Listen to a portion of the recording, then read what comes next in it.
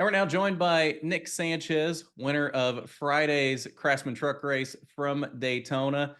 How's it feel, man, to be a Daytona winner?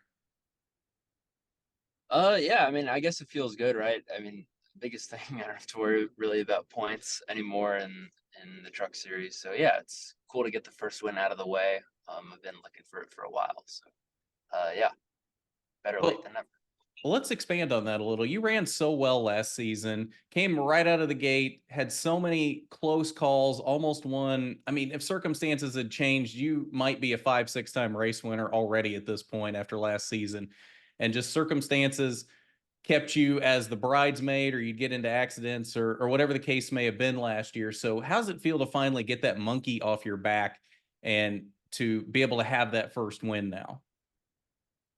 Yeah, it feels good, right? And like you touched on, I mean, I could tally up 12 or 13 races where we had winning speed last year, and it just didn't happen. A lot of it was probably my fault, just not executing races the way they needed to be executed. So I knew coming into this year really wouldn't have a rookie excuse, right? I got to go get the job done and do it. Got everything else. So yeah, Daytona, first one out, we did it, and yeah, I mean, my goal this year is right to make up for all those races I missed last year. So I've got a ways to go. Well, let's talk about the race itself there. You kind of lucked out early on. You got involved in that, what was it, lap 7 wreck on the backstretch, but Yeah. seemed like you got out of that pretty well unscathed. You got spun down into the infield, but didn't really hit anything after that point. Did you think your night was over already at that point when that happened? I mean, in the moment where I got clipped and I was looking at the inside wall, yeah, I did. And obviously, when it was all said and done, I don't know how I just ended up with some left rear damage, but my team fixed that pretty well. And yeah, I mean, the biggest part of the truck obviously is like the front splitter and the downforce that makes, etc. And we didn't really get any splitter damage from the grass, which I was really surprised about. So yeah, I guess I used up all my luck on lap 6. And yeah, it was kind of definitely a weird wreck, right? Because it started like 2 rows behind me and it made its way up to me, kind of like a domino effect. So yeah, it was definitely an interesting run of events for sure. Definitely. So as you got further into the race, tell us about the mid portion of your race, because I don't feel like I really noticed you at all during the mid portion of the race after that. You just kind of came out of nowhere there at the end. What was the mid portion of the race like for you? We're just kind of biding your time. No, I mean I was going right, but I think stage 2 I got 2 stage points, so I think I made my way up back to fifth or sixth by stage 2, and then I got shuffled back. But all those cautions, right? I took the opportunity to just top off on fuel. Like I was pretty close on fuel at the end, so I know a couple of the guys really didn't make it, so we just wanted to be in position for the last couple cautions at the end, right? So we didn't have to come top off then. And yeah, I mean, the one thing we did not ride all race, even after that wreck,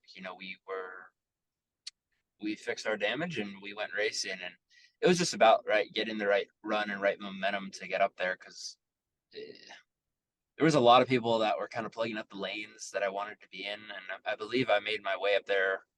Um, I think on a 3 wide move with a couple other trucks. So after that, I was kind of able to get control of the race and kind of do what I want at the end. So what does this win do for your confidence this season? Like we talked about, you finally shook that monkey off your back and got that first win. They always say the first win's the hardest. And once you get that out of the way, they come easier after that point. So the speed you had last season and that you clearly had at Daytona, what does that do for your confidence this season? Does that make you a championship threat in your eyes? Um, I feel like it's not really my confidence as a driver because I feel like that hasn't changed. I do feel pretty confident in my abilities, but I think just knowing how to win is the biggest thing. The how to, right? When you have all the pieces and you don't know how to put it together, it's kind of a question mark. So, the how to is the biggest thing I got from it, right? And like I've been telling everyone, stage 3 is what I'm focused on this year, right? Stage 1 and 2 is kind of neither here or there, and it works out perfect because we don't have to points race now. And yeah, I mean, I hope now I'm kind of taken as a championship threat. I definitely feel that way. We almost made it there last year, and I don't want to say I didn't deserve it last year, right? But I didn't win a race, so it was kind of like yeah, I want to go to the championship for. Yeah, I want to compete for a championship, but I don't I don't want to win the championship without a win. I'll take it, but like I want to win races, right? First and foremost. So this year I accomplished that right off the bat, and now honestly, uh, I'm focused on Phoenix, focused on the championship, but I want to win every race in between now and then. Absolutely. So to end off here, let's talk about the overall big picture for you and how much it means for you to have the support you do from a team like Rev Racing. After you won the 2022 championship, there was a lot of questions about where would Nick Sanchez be in 23 and what was the next step for you. And Rev had so much confidence in you that they started a truck team that they didn't have before that just for you. And they've stuck with you for that. Like, what does that mean to have a team behind you that believes in you that much that they'll start a team at the next level for you?